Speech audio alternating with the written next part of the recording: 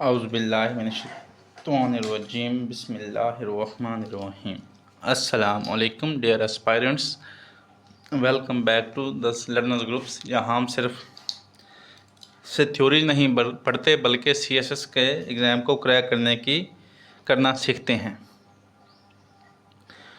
तो क्या जो हम खा रहे हैं वो वाक़या कुदरती है या लेबॉरेटरी में तैयार करदा? एक ऐसी टेक्नोलॉजी जो दुनिया की भूख मिटा भी सकती है और इंसानी नस्ल को तबाह भी कर सकती है। जी हाँ, हम बात करने जा रहे हैं जेनेटिकली मॉडिफाइड ऑर्गेनिज्म की, जहाँ साइंसदानों ने खुदा के बनाए हुए DNA को बदल दिया है। ये सुपर क्रॉप्स बराह एक मुआवजा हैं, लेकिन इनके पीछे छुपी कॉरपोरेट मोनोपोली और बायोलॉजिकल ख़तरात हिला देने वाले हैं। आज की इस वीडियो में हम इंशाल्लाह डिस्कस करेंगे CSS करंट अफेयर 2026 का क्वेश्चन नंबर 8, जो था write short note on the pros and cons of food production through genetically modified organisms GMO के थ्रू। तो सबसे पहले अपनी इस लेक्चर की आउटलाइन डिस्कस कर लेते हैं कि आउटलाइन कैसी होगी हमारी। इसमें हम क्या क्या डिस्कस करेंगे। क्वेश्चन को नज़र रखते हुए सबसे पहले हम इसमें डिस्कस करेंगे, आउटलाइन में हम डेफिनेशन डिस्कस करेंगे एंड डेफिनेशन बताएंगे प्लस एग्जांपल्स, ताकि एग्जामिनर को पता चले कि ये बात किसकी हो रही है GMO। उसके बाद हम बताएंगे प्रोन्स, फिर क्वेश्चन के तरफ चलेंगे, प्रोन्स ऑफ GMO, फिर कॉन्स यानी नुकसानात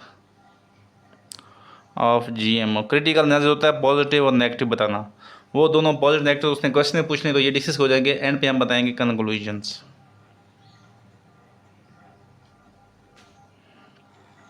तो ये हमारे 10 नंबर के लिए डेफिनेशन हमारी समझ लो कि आपकी 1 नंबर की, प्रोन्स 4 नंबर के, कॉन्स भी 4 नंबर के, और कंक्लूजन आपका 1 नंबर का। तो इस तरह आपके पूरे 10 नंबर हो सकते हैं अगर आप इसको इस तरह अटैम्प्ट करेंगे।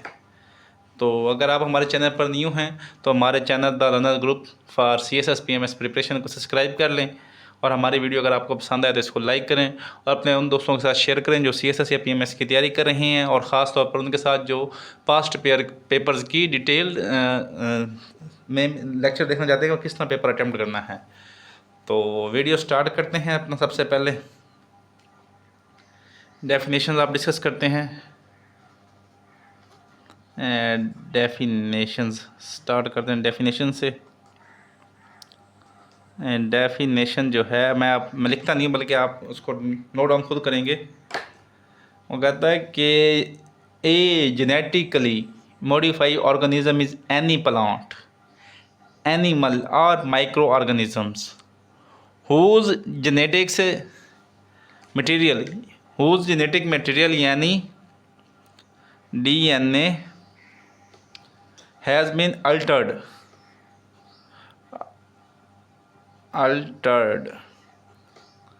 using genetic engineering technology. This process involves the deliberate transfer of specific genes। और इसमें क्या होता है, transfer of specific jeans from one organism to another organism or across different species। तो जीन्स कौन कौन से जीन्स होते हैं, ये आपकी जो होती हैं ये खसूसियात होती हैं, ट्रेड्स होती हैं। ठीक हो गया। दोबारा इसको नोट डाउन कर लें, दोबारा आप वेरीफाई कर लें अपनी definition. A GMO is any plant, animal और micro organisms whose genetic material यानी DNA has been altered using genetic engineering technology। This process involves the deliberate transfer of specific genes from one organism to another or across different species। Genes क्या होती हैं, आपकी खसूसियात होती हैं। ये तो हो गया आपकी डेफिनेशंस। अभी हम एग्जांपल देख लेते हैं। तो आप बचपन में सुनते थे बेटी काटन, बायोटेक्नोलॉजी काटन, लेकिन अभी वो नापीद हो चुकी है। उसके बाद अभी है, नाम सुनते होंगे, गोल्डन राइस। ये इंशाल्लाह मैं आपको डिटेल में बताऊंगा ये गोल्डन राइस किस लिए होता है। ये आपकी एग्जांपल्स होगी। तो अभी हम चलते हैं अपने लेक्चर की तरफ। जो क्वेश्चन पूछा गया था,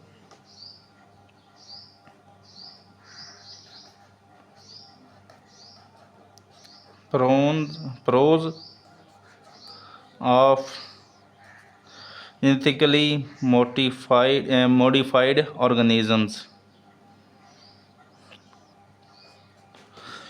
तो सबसे पहला जो food production through genetically modified organism का है, वो सबसे पहला जो इसका फ़ायदा है वो है इंक्रीज्ड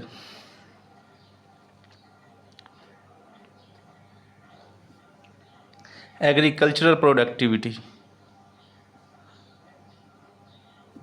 एग्रीकल्चरल प्रोडक्टिविटी ये जेनेटिकली मॉडिफाइड जो काश होती है, प्रोडक्टिविटी, इसमें जो सबसे पहला होता था ये इनकी प्रोडक्टिविटी इन्हेंस कर देते हैं। प्रोडक्टिविटी किसमें इन्हांस करते हैं? वो ऐसे इसमें वो जीन्स डाल देते हैं जिससे उसकी प्रोडक्शन कास्ट बढ़ जाती है। उसके बाद इसका जो ज़िया होता है, यानी जो फूड जो होती है वो कम जल्दी ख़राब नहीं होती, इसकी वजह से प्रोडक्टिविटी बढ़ जाती है। तो वो इसके बारे में फैक्ट नोट कर लें। Genetically modified crop technology has increased global production. Increase की है कितनी? Increase global production by over 1 billion tons of food feed and fibre since inceptions. कि जो इसके एक्सेप्शन से लेकर अभी तक जो है जेनेटिकली मॉडिफाइड जो क्रॉप्स हैं वो 1 मिलियन टन प्लस वो है वो बढ़ा चुकी हैं प्रोडक्शन। उसके बाद नंबर 2 जो है वो है पेस्ट एंड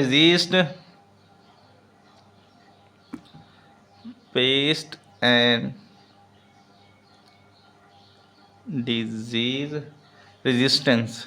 उसके बाद जो जीन्स मॉडिफाइड क्रॉप्स होती हैं उसके अंदर ऐसे जीन्स डाले जाते हैं जो एंटी रेजिस्टेंस होते हैं, यानी जो पेस्ट होती हैं जो वो कहते हैं कीड़े मकोड़ों के एंटी रेजिस्टेंस होते हैं, एंटी होते हैं, मखसूसियात एंटी पेस्ट होते हैं, और इनको ईजिली वो भी नहीं लगती, क्या कहते हैं, कोई बीमारी भी नहीं लगती। अभी आप जाएँ ना अपने देहातों में तो देखें वो काटन के जो कपास के पौधे वो कुछ जल्दी वो उनके पत्ते कभी सड़े होते हैं, गल रहे होते हैं, बाकी पौधे मजबूत होते हैं, उसके बाद जो वो कीड़े मकोड़े होते हैं वो उस फसल को नुकसान करते हैं। लेकिन जो ये जेनेटिकल मॉडिफाई होती हैं फसलें होती हैं ये एंटी पेस्ट होती हैं, यानी इनके ऊपर वो जो कीड़े मकोड़े वो काम नहीं करते, जिसकी वजह से उसकी जो इसका फिर फ़ायदा क्या होता है कि जो स्प्रे वगैरह होती है, स्प्रे करते हैं या किसान डिफरेंट किस्म की वो अद्वियात मेडिसिन इस्तेमाल करते हैं एंटी पेस्ट के लिए, तो उसका वो होता है वो उसको किसान को मुनाफे में जाता है, उसकी जो है प्रोडक्शन कास्ट बढ़ जाती है।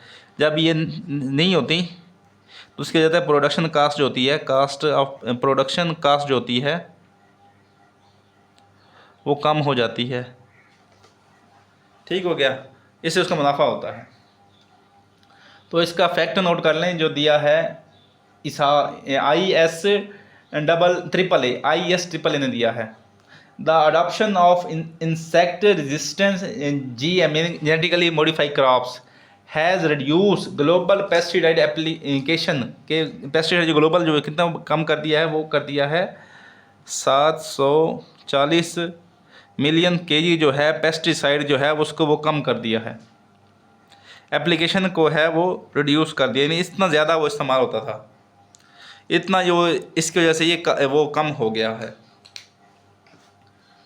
नंबर 3 जो है वो है क्लाइमेट रेजिलियंस। उसके बाद जो तीसरा जेनेटिकली मॉडिफाइड जो क्रॉप्स होती हैं वो एंटी जो होती हैं वो क्लाइमेट चेंज को जो बर्दाश्त करने वाली होती हैं, वो bears can bears heat waves, वो ड्राफ्ट्स, उसके बाद extra range plus salinity. Salinity नमकियात का ज़्यादा होना। जो शोर कोट है, शोर कोट इसे शोर कर, उसकी जो ज़मीन है उसके अंदर नमकियात ज़्यादा हैं, तो इसको साल्टिनिटी कहते हैं, नमकियात की ज़्यादती। एसेस ऑफ मिनरल्स, वो कहता है कि जो जेनेटिकली मॉडिफाइड जो क्रॉप्स होती हैं वो हीट वेव को बर्दाश्त कर सकती हैं। यानी इसकी वजह से आप देखें, अपने देहात में जाएं तो उधर देखते हैं कि 100 पौधा अगर किसी ने लगाया, किसान ने अगर 100 पौधा लगाया है काटन का या गंदम का या किसी भी फसल का, तो वो क्लाइमेट यानी जो हीट गर्मी बर्दाश्त नहीं कर पाते, उनमें से 100 में से 50 पौधा ही उगता है, बाकी 50 जो होता है वो मर जाता है, कभी 50 से भी कम उगता है पौधा। तो इसलिए वो ऐसी वो जो जेनेटिकली मॉडिफाइड जो होती हैं वो हीट वेव को भी बर्दाश्त कर सकती हैं, ज़्यादा गर्मी उसको ड्राफ्ट यानी कम पानी की कमी को भी बर्दाश्त कर सकती हैं। एक्स्ट्रा रेंज यानी बाद पानी बहुत ज़्यादा हो जाता है जिसके पौधे जलना वो उनको सड़ना गलना सड़ना शुरू हो जाते हैं, वो भी बर्दाश्त कर सकते हैं। तो इसके ज़रिए पाकिस्तान में जो ज़्यादा गर्मी की वजह से एरियाज़ काबिल काश्त नहीं हैं, उनको काबिल काश्त बनाया जा सकता है। तो इसके बारे में फैक्ट नोट कर लें आप। genes editing and genetically modified traits are critical adaptive tools capable of offsetting climate induced crops yield decline by, वो कहता है जो क्लाइमेट की वजह से 15 से 20% 15 से 20% जो उसकी प्रोडक्शन जो होता था उसका यील्ड यानी जो पैदावार का नुकसान होता था उसको रिकवर कर रही हैं जेनेटिकली मॉडिफाइड एडिशन के ज़रिए। जो पैदावार का नुकसान होता था यानी डिक्लाइन होता था उसको वो रिकवर कर रहे हैं। किसके ज़रिए? वो जीन एडिटिंग और जेनेटिकली मॉडिफाइड क्रॉप्स में ये चीज़ों को जो हीट वेव की वजह से क्लाइमेट की वजह से 15 से 20% नुकसान होता था वो उसको बचा रही हैं। उसके बाद नंबर 4 पे जो इम्पैक्ट फ़ायदा है वो है इनहेंस न्यूट्रिशनल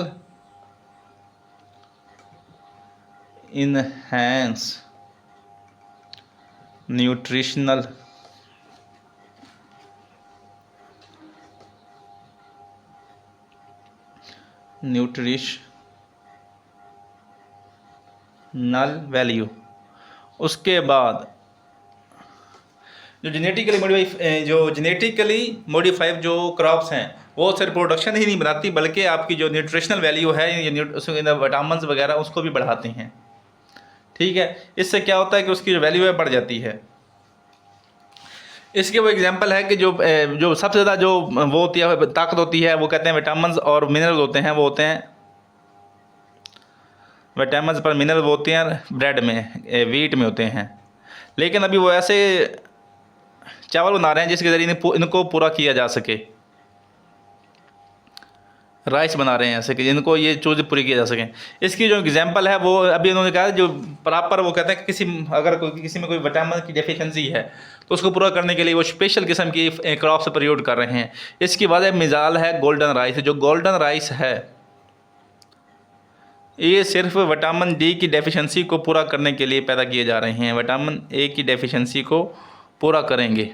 ये विटामिन जो चावल खाएगा वो जो इसके विटामिन ए की कमी है वो इसके थ्रू पूरी करेगा, ना कि उसको कुछ विटामिन एक दूसरी खुराकें वगैरह लेने की ज़रूरत है। वो चावल खाएगा उससे उसकी जो है वो पूरी हो जाएगी डेफिशिएंसी। और विटामिन ए की डेफिशिएंसी से आपको अंधापन भी हो सकता है। तो इसके बारे में फैक्ट नोट कर लें। जो Philippines become the first country in the world to commercially approved golden rice for planting. ये फिलीपींस है जो वो उन्होंने तैयार तो कर लिया है, इसको कोई अलाउ नहीं करता, लेकिन फिलीपींस ऐसा मुल्क है जिसने इसको अलाउ किया है। उसके बाद नंबर 5 जो पॉइंट वो है economic benefits for farmers. Economic benefits for farmers के लिए इकोनॉमिक बेनिफिट्स कैसे हैं? सबसे पहले जो ये इसका पहला फ़ायदा तो ये है कि इसकी प्रोडक्शन है वो ज़्यादा है। प्रोडक्शन यील्ड, यानी जो इसकी पैदावार है वो ज़्यादा है। उसके बाद दूसरा जो है जो पेस्ट यानी जो एंटी पेस्ट स्प्रेज या अद्वियात इस्तेमाल करते हैं, मेडिसन वो ख़त्म करने के लिए, कीड़े मकोड़े ख़त्म करने के लिए, उसका खर्चा नहीं है। उसके बाद नंबर तीसरा जो पॉइंट है वो है जो उनकी जो ज़िया होने की कीमत है, यानी वेस्टेजेस जो इसकी है वो लेस है, जिसकी वजह से इसके जो है तीनों मिलकर इसके वो उसकी मुनाफा बढ़ा रहे हैं। तो एक रिसर्च के मुताबिक 68% जो है वो बेनिफिट्स हो रहा है किसानों को। इन चीज़ों से जो पैसा बच रहा है वो 68% जो है वो उसको मुनाफा दे रही हैं, ज़्यादा प्रॉफिट दे रही हैं फार्मर्स को। तो इसके बाद एक कोड एग्जांपल नोट कर लें कि India wides adoption of BT cotton turn the country from A net importer into one of the world largest exporter of the cotton. कि बीटी जो कास्ट है इसमें जो पूरा साल वो आप कहते हैं कि कपास से ले सकते हैं। इसकी वजह से जो पहले इंडिया था वो इम्पोर्टर था कॉटन का, लेकिन अभी बीटी कॉटन लगाने की वजह से वो एक्सपोर्टर बन चुका है। तो ये हो गए आपके 5 पॉइंट्स। 4 नंबर्स लेने के लिए आपके लिए 5 पॉइंट्स काफ़ी हैं। अभी हम डिस्कस करते हैं नुकसानात ऑफ बायोटेक्नोलॉजी। ये बायोटेक्नोलॉजी नहीं, cons of genetically modified organism crops या फूड्स। तो पहले हमने फ़ायदे डिस्कस कर गए हैं, अभी हम डिस्कस करेंगे नुकसानात। तो सबसे पहला जो नुकसान है वो है इन्वायरमेंटल कंसर्न। इन्वायरमेंटल कंसर्न ये है कि जो मॉडिफाई क्रॉप्स हैं वो जो फीड्स के अंदर अपने आप को जीन्स ट्रांसफ़र करके सुपर फीड्स बना रही हैं। वो कहते हैं जो वो क्या करती हैं, जो वो वीड्स होती हैं यानी जो वो जड़ी बूटी होती हैं उनके साथ क्या करती हैं, वो करती हैं क्रॉस मैच, के आपस में क्रॉस मैच करती हैं। जो जीएम क्रॉप्स होती हैं, जीन्स आप ट्रांसफर करते तो फिर क्या बना देती हैं, वो सुपर वीड्स बना रहे हैं। सुपर वीड्स वो होती हैं जिन पर आम जो पेस्ट जो होती हैं स्प्रे वगैरह असर नहीं करती, ठीक है, जिसकी वजह से इनको कंट्रोल करना नामुमकिन हो जाता है। ये जो पहले वो कहता है कि जो दूसरे वीड्स हैं हम उनको इजीली कंट्रोल कर सकते हैं, लेकिन जो ये जीएम क्रॉप्स आपस में क्रॉस बाउंड करते हैं जिससे सुपर वीड्स बनते हैं, इन पर कोई मेडिसिन असर ही नहीं करती, इन पर कोई स्प्रे असर नहीं करता, ये फिर उल्टा फसल को नुकसान पहुंचाते हैं। तो इसका फैक्ट नोट कर लें कि ओवर 20+ स्पीशीज वीड्स के जो 20+ हैं यूरोप में, 20+ जो हैं species of weeds globally have developed resistance to glyphosate. ये दोबारा कर लूँ, जो इन्होंने क्या अपनी रेजिस्टेंस क्रिएट कर लिया है, ये इनको एक्सेप्ट नहीं, इनको रेजिस्टेंस है, इनका असर भी नहीं होता इनके ऊपर। कौन सा है, वो है ग्लाइफोसेट। ये क्या था, ये जो था ये क्या था, ये था प्राइमरी हर्बिसाइड था। ये प्राइमरी हर्बिसाइड था जो वो मारने के लिए होता है, सब्जी जो जड़ी बूटी को मारने के लिए होता है, हर्बिसाइड फॉर जीएम क्रॉप्स, यानी जिनके लिए जो था। लेकिन उन्होंने जब सुपर सीड्स बना ली तो इनका असर इन पर कम होने लग गया, जिसकी वजह से मजीद हैवी, यानी जहाँ 1 किलो लगता था वहाँ 2 किलो हमने वो लगाना पड़ रहा है, क्या कहते हो, हर्बिसाइड, यानी जो स्प्रे वगैरह लगाना पड़ा है। तो दूसरा नुकसान क्या हो रहा है, ह्यूमन हेल्थ रिस्क है। ह्यूमन हेल्थ रिस्क, वो कहता है कि ग्लोबली तौर पर जितने भी साइंस या रिसर्चर्स हैं वो जीएमओ को बेहतर, यानी उसको प्रूव करते हैं कि ये बेहतरीन चीज़ है, लेकिन इसके लॉन्ग टर्म जो ख़तरात के सब इसके ऊपर उनके शक व शुबहात हैं, इनको वो यकीन नहीं है कि इसके साइड इफ़ेक्ट्स लॉन्ग टर्म में साइड इफ़ेक्ट्स आएंगे या नहीं। इसकी वजह से इसके ऊपर बहुत से ममालिक के कंसर्न्स हैं, और इसकी वजह से बाद से एलर्जीज़ हो रही हैं। जो जेनेटिकली मॉडिफाइड फूड जो खा रहे हैं उसकी वजह से एलर्जीज़ हो रही हैं। एलर्जीज़ क्यों होती हैं, जब आपका इम्यून सिस्टम रेजिस्ट करता है। अगर हम ये खुराक खाते रहेंगे तो हमारा इम्यून सिस्टम इससे क्या हो सकता है, डैमेज आ सकता है या फेल हो सकता है, जिसकी वजह से आप इजीली अटैक हो सकते हैं, डैमेज यार फेल हो सकता है, जिसकी वजह से आप इजीली बीमारियों के अंदर आ सकते हैं, इसलिए इसका रिस्क है। तो इसके बारे में फैक्ट नोट कर लें। The infamous star link corn, जो द स्टार लिंक कॉर्न जो थी, ये भी एक जेनेटिकली मॉडिफाइड वो क्रॉप थी। क्या कहता है, कंट्रोवर्सी इन यूएस था ए जेनेटिकली मॉडिफाइड मेज variety approved only for animals, कि जो ये स्टारलिंग कॉर्न है सिर्फ ये उसके लिए अप्रूव की गई है जानवरों के लिए। फीड टू ड्यू टू, यानी जैसे एनिमल फीड के लिए अप्रूव है, ड्यू टू पोटेंशियल एलर्जिनिटी, क्यों पी गई है कि इसका क्या है पोटेंशियल, ये सिर्फ जानवरों के लिए इस्तेमाल की, इंसानों के लिए नहीं इस्तेमाल करते, क्योंकि पोटेंशियल एलर्जिनिटी की वजह से, यानी पोटेंशियल इसमें एलर्जी है, इंसानों में एलर्जी कर सकता है, इसलिए इसको सिर्फ जानवरों के लिए लगाया गया है। नंबर तीसरा जो नुकसान है वो है कॉरपोरेट कंट्रोल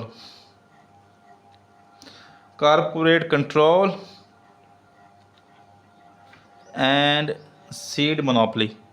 उसके बाद वो कहता है कि जीएमओ ने क्या किया है, जो ग्लोबल फूड सिस्टम है उसको कुछ कॉरपोरेट्स के हाथों में दे दिया है, क्योंकि यही कॉरपोरेट्स जो हैं ये जेनेटिकली मॉडिफाइड क्रॉप्स के बीज प्रोड्यूस करते हैं, और उनका क्या है आईपीआर है, उनके ऊपर है आईपीआर, इंटेलेक्चुअल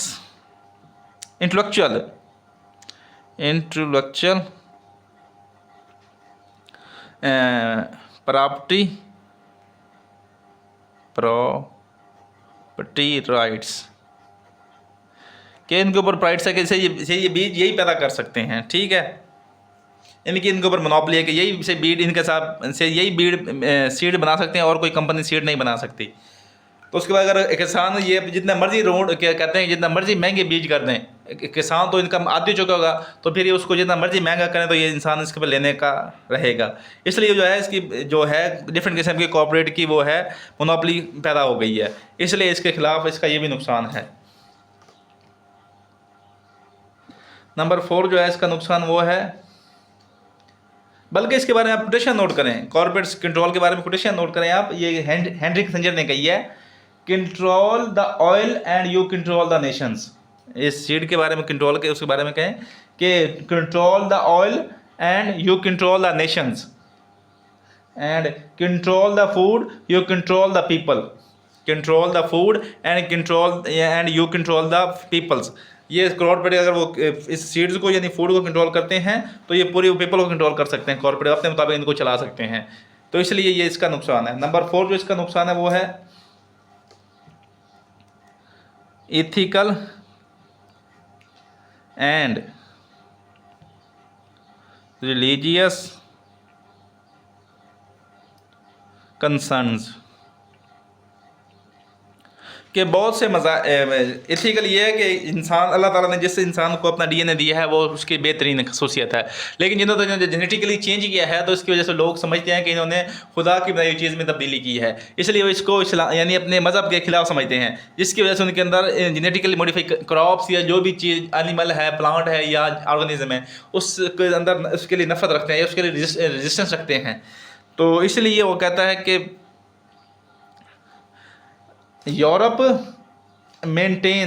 यूरोपीय Union maintains some of the world's strictest, यानी सख्त तरीन वो है इसके ऊपर कल्टीवेशन ऑफ जीएमओ क्रॉप्स, कि उसके ऊपर स्टिक बैन लगाए हुए हैं। तो क्यों वो कहता है पब्लिक एथनो कल्चर अपोजिशन की वजह से, यूरोप यूनियन में भी जेनेटिकली मॉडिफाइड क्रॉप्स के ऊपर बैन लगाया हुआ है, सख्त तरीन लगाया हुआ है, क्यों कि उनके ऊपर वो पब्लिक का वो पब्लिक इथनो कल्चर अपोजिशन है। इवन के फ्रांस के अंदर भी, फ्रांस आप कितना डेवलप मुल्क है, फ्रांस प्लस जर्मनी, ये तीनों वो है इन्होंने बैन कर रखी हैं जेनेटिकली मॉडिफाइड क्रॉप्स को इन्होंने क्या कर रखा है, बैन कर रखा है। ये बहुत ज़्यादा डेवलप वाले हैं और ये कुछ भी कर सकते वो हैं, लेकिन इसने बैन कर रखा है। नंबर 5 जो इम्पैक्ट आ रहा है वो है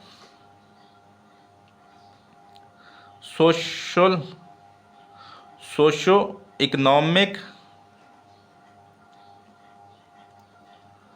इनइक्वालिटी। सोशो इकोनॉमिक इनइक्वालिटी इस तरह है कि कॉर्पोरेट जो है वो जो अपनी जेनेटिकली मॉडिफाइड क्रॉप्स या के सीड हैं वो महंगो दामों में बेचते हैं, ठीक है, जिसकी वजह से गरीब डेवलपिंग मुल्क को अफोर्ड नहीं कर सकते और डेवलप कंट्री इनको एक्सपोर्ट करते हैं, जिसकी वजह से उनकी जो है प्रोडक्शन ज़्यादा हो जाती है। इसलिए फिर डेवलपिंग मुल्क अपनी ज़रूरत को पूरा करने के लिए उनको वो इम्पोर्ट करते हैं, जिसकी वजह से उनकी वो ज़र मुबादला कम होती हैं, वो उस पर डिपेंडेंट होता है। इसके लिए वो अपनी फूड को पूरा करने के लिए कर्ज़े लेते हैं, कर्ज़े लेकर उन्हीं को वापसी देते हैं। उसके बाद जो गरीब आम एक पाकिस्तान के अंदर भी कहना वो कहता है कि अगर जो अमीर बंदा है तो वो जेनेटिकली जो रिच और पुअर के दरमियान वो है, वो उसको जो गैप है, यानी जो गैप है वो इंक्रीज़ कर रहा है पुअर फार्मर के अंदर। वो कैसे?